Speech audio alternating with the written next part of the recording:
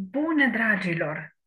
Haideți să vă spun astăzi o poveste despre ceea ce vedeți în spatele meu, despre microbiomul intestinal, despre aceste animalicule care să lăsluiesc în interiorul nostru.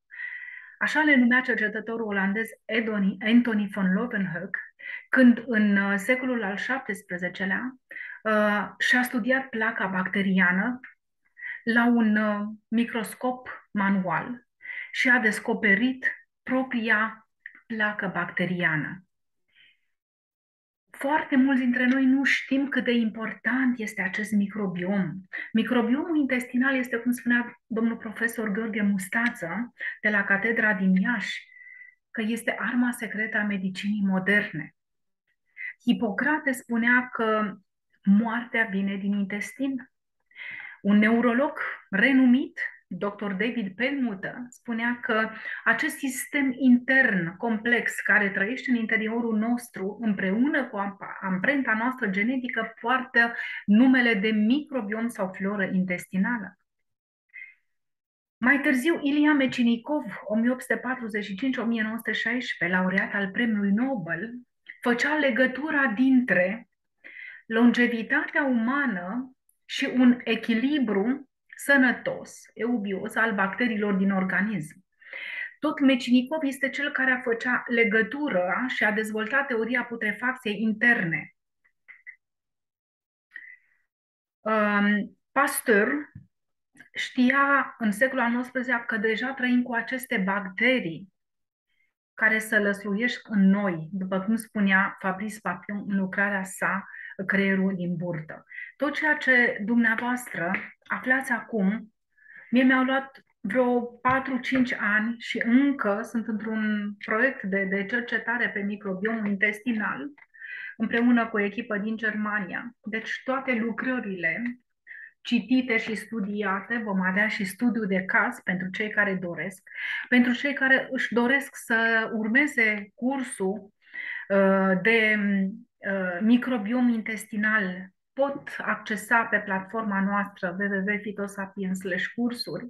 Cei care au diverse întrebări privind interpretarea microbiomului intestinal, la fel ne pot scrie.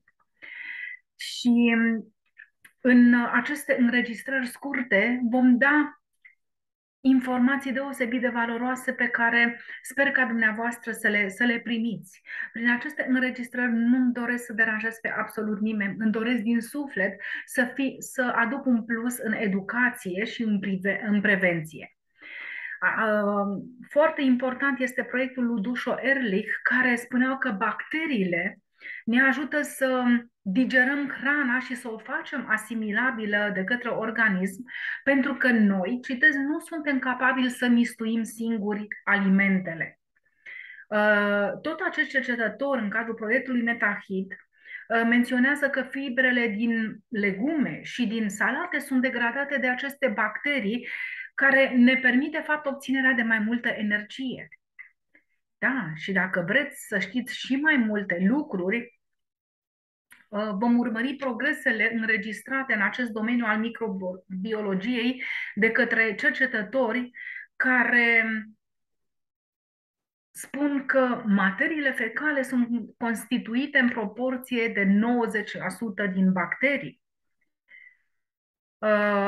Foarte, foarte important este să amintim despre genomul microbiotei sau metagenomul care face parte, așa cum spunea Philip Martin, și reprezintă suma totală a genelor din microorganismele noastre intestinale, care au un potențial genetic de 100 de ori mai mare decât al genomului uman, datorită biodiversității microbiotei.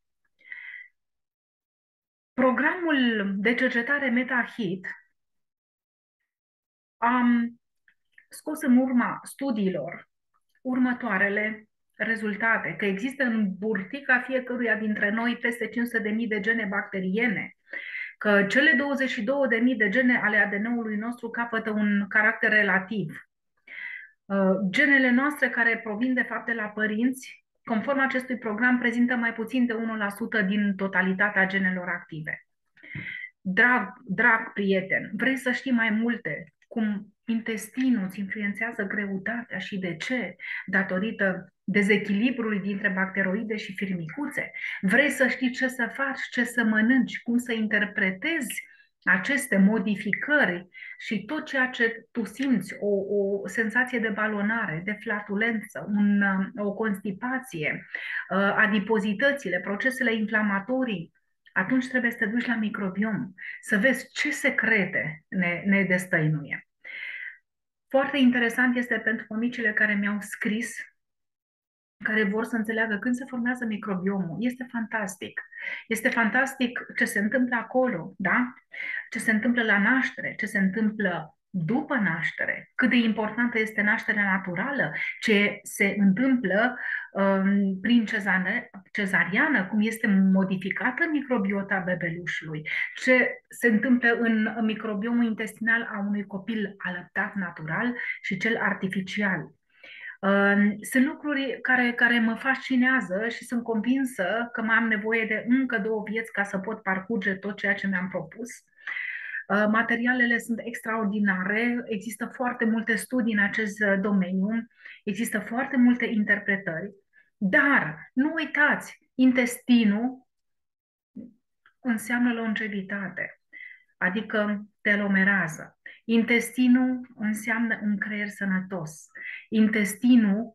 Un intestin sau o microbiotă intestinală sănătoasă ne ajută și ne ține departe de alergii, de boli autoimune, de cancer. Deci, dragii mei, vrei să știi mai mult despre aceste microorganisme? Vino alături de mine. Vino alături de mine în aceste înregistrări. Vino alături de mine în cursul pe care vi l-am pregătit și în care avem alături o somitate a lumii medicale din Germania, dr. Matthias Ohlhaber, autor de foarte multe cărți care ne dă informații valoroase despre intestinul nostru. Vino alături de noi și vei găsi pasiune, vei găsi informație, vei găsi bibliografie, vei găsi empatie și vei găsi sprijin. Vă mulțumesc și vă aștept cu mare drag!